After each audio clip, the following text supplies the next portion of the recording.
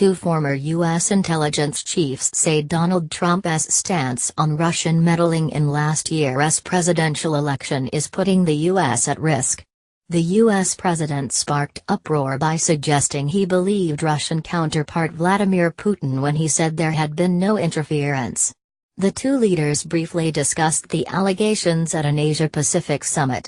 U.S. intelligence has long concluded Russia tried to sway the vote in Mr. Trump's favor.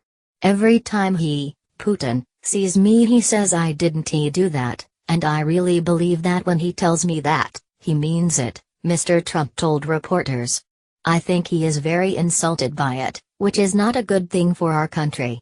Mr. Trump also disparaged key figures in the U.S. intelligence community who concluded in January that Russian meddling had taken place, including former National Intelligence Chief James Clapper, ex-CIA Director John Brennan and sacked FBI Chief James Comey, whom he called political hacks.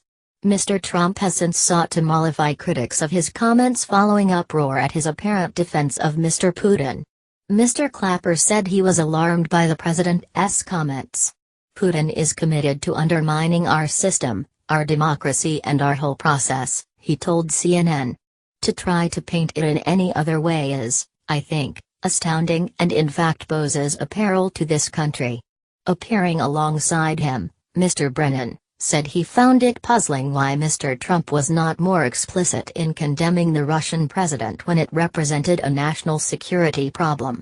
Referring to Mr. Trump's criticism of him, Mr. Brennan said, considering the source of the criticism, I consider that criticism a badge of honor.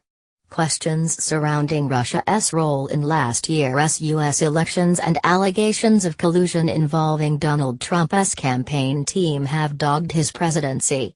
U.S. intelligence agencies believe Russia tried to help Mr. Trump win the presidency by hacking and releasing emails damaging to his opponent Hillary Clinton. While Russian hackers are widely suspected of involvement, there has been no conclusive link to the Kremlin.